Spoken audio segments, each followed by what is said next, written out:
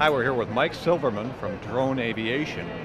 Drone Aviation has actually been working with CNN on a UAV that could be safe for newscasting. We have an example of it right next to us.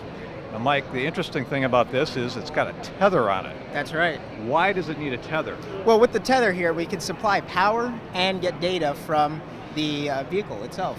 And we bring it all the way down to our ground station. We could get telemetry off the unit as well as the video feed.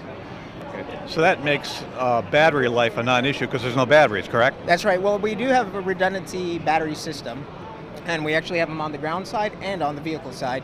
So should there be an accident, or in the event of an accident, we could use the battery system on board to land. We have 90 seconds of flight time using that battery to come down and safely land. It won't hurt anybody. Everybody will be safe and sound.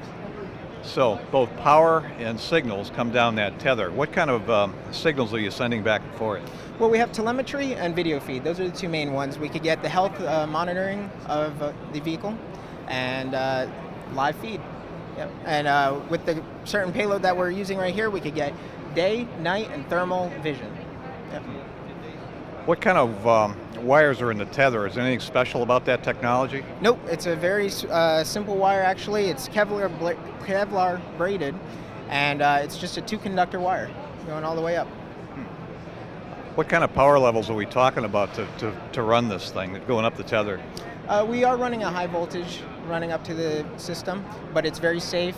We do all the training. We teach you how to operate the vehicle safely. There should not be any issue. High voltage so you can use low current, correct? That's exactly right. Can you tell us what those levels are? Well, they range. If we're on standard flight, we may be around 70 amps or so.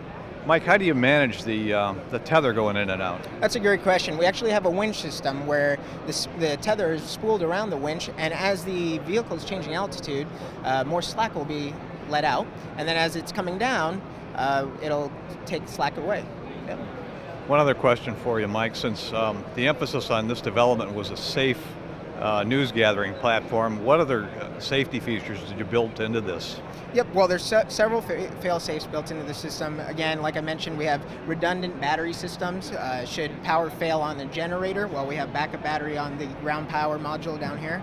And then again, if for any reason we lose power over the tether, well, we have a battery backup system on the vehicle to safely land the vehicle. I see. And I notice you have tandem props. Is that a safety feature or a propulsion feature? You know, well, it minimizes how large the vehicle is. We don't have to have 8 legs coming off.